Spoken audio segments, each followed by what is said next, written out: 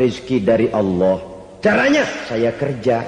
Kerja itu cara, rezeki itu dari Allah datangnya. Bukankah di zaman sekarang kita sering terpeleset? Ini merupakan cerminan dari rapuhnya akhlak kita kepada Allah Subhanahu wa ta'ala. Karena usaha saya memang, karena saya peras keringat banting tulang, tentu. Tapi sadarkah kita bahwa sepanjang yang bisa kita lakukan cuma berusaha, peras keringat banting tulang, pergi pagi pulang sore. Tapi bisakah kita memastikan hasil usaha kita? Apalagi yang paling dekat, misalnya saja yang sungguh-sungguh di luar jangkauan kemampuan kita, soal rezeki, soal jodoh, soal maut. Kitakah yang mengatur? Kitakah yang menentukan? Subhanallah. Manusia sungguh tidak berdaya menghadapi 3 hal paling pokok ini. Rezeki, kita cuma bekerja. Kitakah yang menentukan? Tidak. Kita berusaha saja, rezeki belum pasti dapat. Apalagi kalau kita tidak berusaha. Jangan terjebak dalam fatalisme. Belum perang udah nyerah. Emang dasar rezeki datangnya dari Tuhan, gak usah kerja, dan ntar juga kalau dia datang. Dari mana datangnya? Kerja saja belum tentu dapat rezeki, apalagi kalau tidak kerja. Yang jelas usaha perlu. Kepastian itu urusan Allah. Ini akhlak kepada Allah Subhanahu wa ta'ala. Jodoh juga begitu. Kita berusaha, kita berupaya, Allah menghendaki lain jadinya. Maut juga begitu. Siapa sih yang pengen ngadepi maut? Siapa sih yang pengen mati? Siapa sih yang pengen ketemu malaikat Israel? Tidak seorang pun kalau ditanya, kecuali mereka yang putus asa ya. Kalau otaknya masih normal, mau mati, mesti belakangan dulu udah dikit. Tapi yang satu itu saudara, kalau dia sudah datang, tenaga mana yang bisa menolak? Kalau dia sudah berkunjung, kekuatan mana yang bisa menghindar?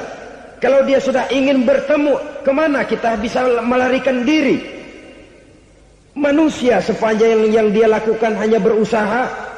Tapi kepastian, ketentuan dari Allah Subhanahu wa ta'ala. Orang yang kufur nikmat, nutupin Allah. Dia merasa rezekinya adalah mutlak peras keringatnya. Seolah-olah Allah nggak punya peranan apa-apa di situ. Oh, ini kan saya bisa rumah begini karena saya kerja keras. Oh, ini mobil saya begini, saya kerja keras. Peras keringat, banting tulang, keras.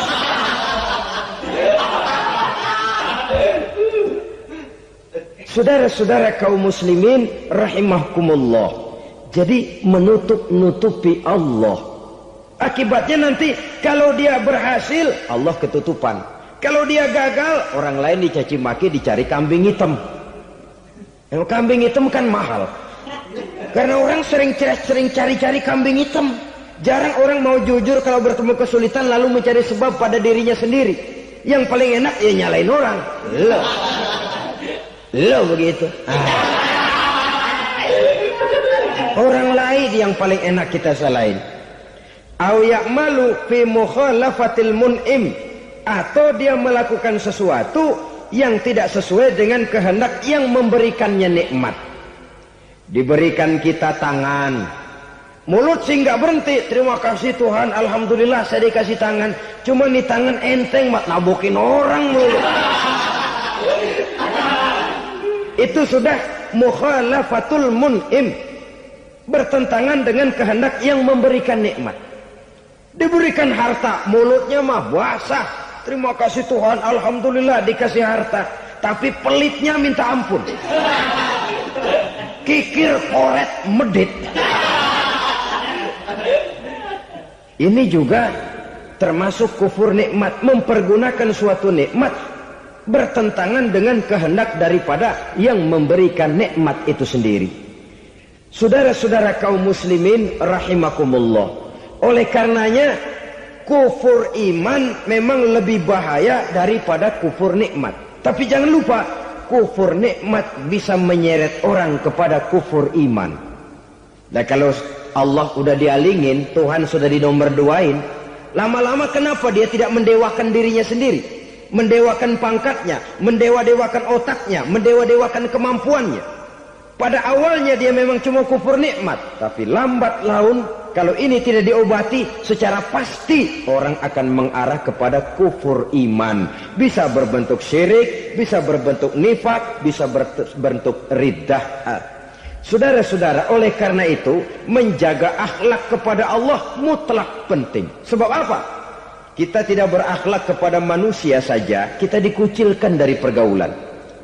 Kalau kita tidak berakhlak kepada Allah, dikucilkan oleh Allah. Hadis qudsi menyatakan, man lam yashkur ala na'mai wa lam yasbir ala balai falyakhruj min tahtis samai falyatlub rabban siwaya.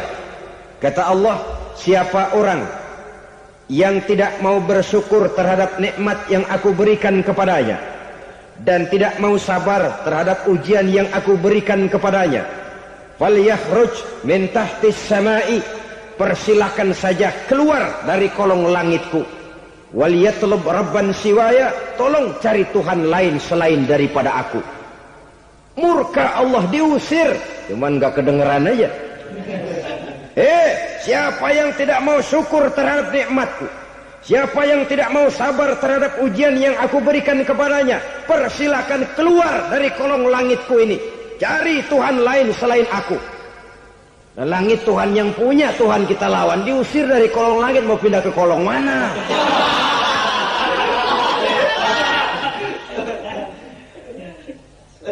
Jadi jangan merasa kufur nikmat kan enteng. Iya, kelihatannya begitu, tidak sebahaya kufur iman.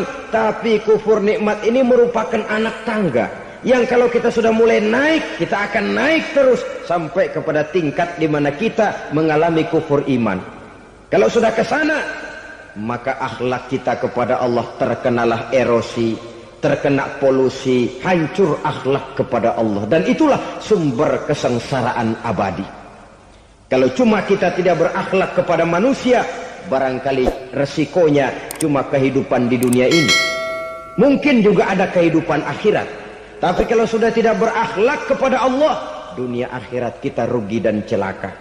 Maka pada kesempatan ini saya mengajak, marilah jaga baik-baik akhlak kita kepada Allah. Satu kali kita bertauhid, sampai mati kita bertauhid. Satu kali la ilaha illallah, jangan tergelincir lagi kita keluar daripada kalimat itu. Satu kali kita bertuhankan Allah, jangan bertuhan yang lain selain daripada Allah.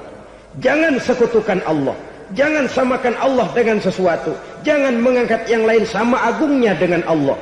Sebab dengan demikian kita seolah-olah sudah mengotori akhlak kita kepada Allah Subhanahu wa ta'ala. Ini berat, saudara-saudara. Ini tidak ringan. Kadang-kadang saya katakan tadi, masalah ekonomi, kadang-kadang persaingan hidup yang makin tajam, di tengah lapangan kerja yang makin sulit, di tengah orang banyak potong kompas. Kalau berpatokan kepada nilai tauhid, la ilaha illallah, tidak ada Tuhan selain Allah, maka saya tidak akan takut kecuali hanya kepada Allah. Saya tidak akan menggantungkan hidup kecuali hanya kepada Allah. Saya tidak akan minta rezeki kecuali hanya kepada Allah. Kadang-kadang situasi yang nekat membuat kita kehilangan keseimbangan, kehilangan pertimbangan, picik pandangan. Akibatnya kita merusak akhlak kepada Allah Subhanahu wa ta'ala. Ironinya kan orang sekarang kalau ditanya, lu nyolong ya? Iya. Kok berani? Emang. Lu nggak tahu Tuhan lihat? Tahu. Kok nyolong juga? Biarin. Kalau Tuhan mah lihat, jangan kagak ribut. Enggak ribut katanya. Kalau orang lihat, 2 orang saja tahu, geger kelurahan. Ini kan sudah mendustai dirinya sendiri, sudah merusak akhlaknya kepada Allah Subhanahu wa ta'ala. Tuhan enggak ribut katanya. Saudara hadirin yang saya hormati, jadi oleh karenanya akhlak kita kepada Allah merupakan basis daripada kehidupan beragama. Kalau itu sudah mulai rapuh, mulai terkena erosi dan polusi, mulai rusak, dikhawatirkan nanti nilai ibadah kita kepada Allah juga akan turut ambruk karenanya. Saudara-saudara kaum muslimin rahimakumullah, Tugas yang kedua, memperbaiki akhlak manusia kepada sesama manusia. Kita tahu Islam sesuai dengan namanya adalah agama damai. Maka akhlak manusia kepada sesama manusia menempati porsi yang penting dalam kehidupan beragama. Bagaimana seorang muslim bergaul, bertata krama terhadap sesama manusia. Mari kita lihat lebih jauh persoalannya. Untuk memudahkan pembicaraan dari kacamata agama, kita kelompokkan saja manusia itu dalam dua. Pertama yang seiman dan yang kedua yang tidak seiman. Yang tidak seiman itu kita sebut saja kufur atau kafir. Nah, kepada yang kafir pun kita diajarkan untuk berakhlak. Apalagi kepada yang memang nyata-nyata seiman, sekeyakinan, seakidah. Kemanapun Islam datang, ke negara manapun ia masuk, ia tidak menaburkan kerusakan. Jadi tidak benar kalau orang pernah itu menggambarkan, saking sentimennya seorang orientalis pernah menggambarkan Nabi Muhammad di tangan kirinya Quran, di tangan kanannya pedang. Menggambarkan seolah-olah Islam dikembangkan dengan kekerasan. Sebenarnya tidak sama sekali. Kalaupun dalam sejarah perkembangan Islam pernah terjadi perang, maka perang dalam Islam sesungguhnya apabila kita amati sejarahnya bukan untuk memaksakan agama, karena memang agama tidak bisa dipaksakan, tetapi justru untuk mempertahankan agama dari segala macam hambatan, rintangan, hinaan dan fitnahan. Tapi kemanapun yang jelas Islam masuk, dia tidak pernah membuat kekacauan, kerusuhan ataupun penghancuran. Candi Prambanan bahkan dipugar, gereja-gereja tidak ada yang dihancurkan oleh umat Islam. Kenapa? Islam agama damai. Soal agama, soal lakum dinukum waliyadin, la ikraha fid din, qad tabayyana ar-rusdu minal ghayy. Tidak ada paksaan dalam beragama, sebab nyata yang benar dengan yang tidak benar. Belum pernah ada orang kafir masuk ke perkampungan orang Islam lalu dikejar-kejar, diteriakin kafir, kafir, sunatin.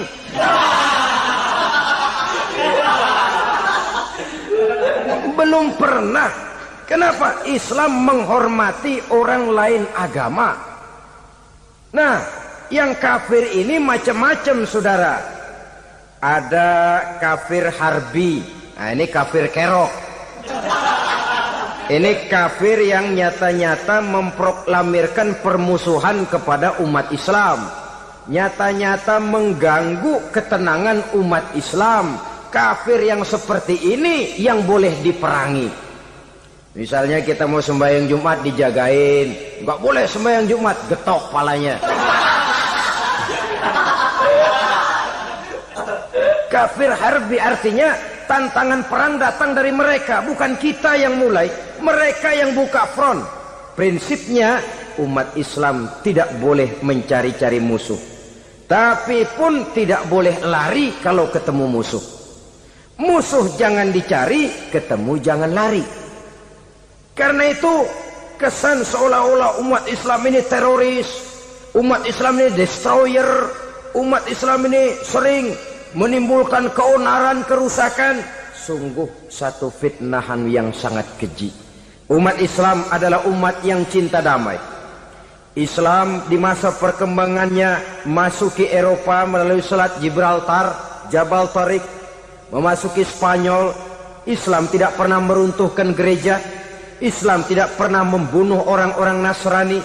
Bahkan Islam mewariskan peradaban dan kebudayaan yang begitu tinggi nilainya di bidang ilmu pengetahuan. Sampai ketika itu Barat banyak mengkaji ilmu pengetahuan dari dunia Islam. Buku-buku berbahasa Arab diterjemahkan ke bahasa Yunani, dipelajari oleh para cendekiawan di negeri Barat sana. Mereka mengambil manfaat yang banyak dari masuknya Islam ke Eropa. Sementara gereja tetap berdiri dengan megahnya. Kuil-kuil tempat peribadatan tidak satupun yang diusik-usik. Kenapa? Islam agama yang cinta damai. Asal dia tidak diganggu, asal kehormatannya tidak dihinakan, Jadi kafir harbi, kafir yang nyata-nyata nantang perang, ngajak berkelahi. Itu kafir yang nyari penyakit. Kafir harbi ini boleh diperangi dengan catatan mereka yang memang mulai. Yang kedua kafir zimmi. Kafir zimmi, kafir yang hidup di tengah mayoritas muslim, tapi mereka mau hidup dengan aman, damai, tenang. Mereka wajib dilindungi. Bahkan Nabi pernah memberikan satu jaminan, man azazimiyan faqad azani. Siapa yang mengganggu orang kafir zimmi sama saja dengan mengganggu saya. Kehormatannya dijaga, harta bendanya dilindungi, anak istrinya pun dilindungi. Dan ini jadi kenyataan. Saudara bisa lihat di negara-negara yang mayoritas penduduknya beragama Islam, orang-orang kafir di luar Islam hidup dengan tenang, aman, damai. Di Saudi Arabia, di luar tanah haram, di luar Mekah dan Madinah, banyak orang-orang kafir mencari nafkah. Mereka tenang, aman, dilindungi undang-undang. Begitu di Mesir, begitu di negara Indonesia yang berdasarkan Pancasila ini. Kehidupan beragama menimbulkan gairah, rukun, tenang, aman, damai, sepanjang tidak saling ganggu, tidak saling usik, menghargai orang yang sudah beragama, tidak menjadikan penganut suatu agama sebagai sasaran dari dakwah agama lainnya. Saudara-saudara kaum muslimin rahimakumullah. Jadi memang oleh Al-Quran kita dianjurkan asyidda 'alal kuffar ruhama bainahum. Tegas kepada orang kafir, kasih sayang kepada sesama muslim. Tapi tegas bukanlah berarti marah-marahan, bukan berarti musuh-musuhan, bukan ngajaki perang. Tegas dalam arti punya garis tentang kehidupan beragama, lakum dinukum waliyadin. Soal kehidupan sosial, mari kerjasama. Bangun jalan, ayo rame-rame. Siskamling, mari bebarengan. Bikin puskesmas, mari sama-sama. Tapi kalau sudah soal agama, itu tidak perlu ada toleransi agama. Yang perlu toleransi antar umat beragama. Kalau umatnya mau kerjasama silakan, tapi tidak menyangkut soal ibadah. Jangan kerjasama di bidang ibadah. Itu kerjasama yang salah pasang, saudara-saudara. Sehingga dengan demikian toleransi adalah menyangkut kehidupan antar umat beragama. Sedangkan agama sendiri punya kapling yang nyata. Sehingga dengan demikian tegas kepada orang kafir dalam arti kita punya satu kepribadian. Tidak ngambang. Enggak, lalu kalau ditanya orang, sebenarnya agama lu apa sih? Gua mah gimana musimnya aja. Agama pakai musim kayak rambutan. Akhirnya ya begitu, musim-musiman. Ke masjid kelihatan, ke gereja hayo, ke candi nongol, ke apa? Bingung malaikat bagaimana nyatetnya nih bocah ini. Di mana aja ada. Kita punya satu kepribadian. Saya muslim dan garis saya ini, lakum dinukum waliyadin. Bagi Tuhan persilakan agama Tuhan, bagi kami agama kami. Kami hormati Tuhan, Tuhan hormat kepada kami. Tapi soal agama, kaplingnya jelas. Kerjasama, mari urusan muamalah, bidang sosial. Yuk kita siskamling sama-sama dengan orang lain agama. Mari jaga kerukunan, kesatuan, persatuan, kekompakan. Perbaiki jalan yang rusak, mari sama-sama. Mendandani jembatan yang runtuh, mari sama-sama. Tapi sembahyang, kaplingnya lain-lain. Sebab Nabi juga dulu pernah ditawarkan begitu loh sama kafir jahiliyah dulu, Quraisy itu. Sudah Muhammad, sekarang begini saja, kita join aja daripada marah-marahan. Hari ini saya oke menyembah Tuhanmu Allah, besok gantian kamu menyembah Tuhan kita Latta, Uzza, Manat dan Hubal. Turun, qul ya ayyuhal kafirun la a'budu ma ta'budun. Soal ibadah kaplingnya jelas, tidak boleh dicampur adukkan. Sebab kalau tidak, kita akan mulai kehilangan identitas diri.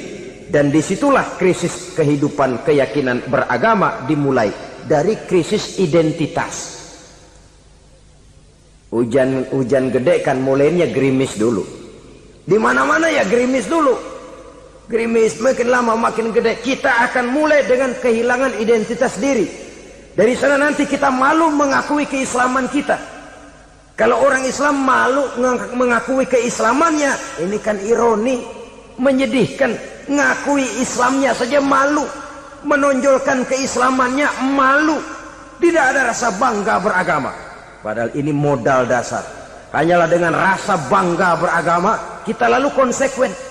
Bangga yang tidak konsekuen, wah pokoknya kan gua kan Islam, agama yang paling benar. Tapi hidupnya sendiri jauh dari tuntunan Islam. Itu bangga yang tidak beralasan, bangga yang tidak perlu dibanggakan sebenarnya. Kebanggaan yang membuat kita konsekuen dan dekat dengan kehidupan beragama.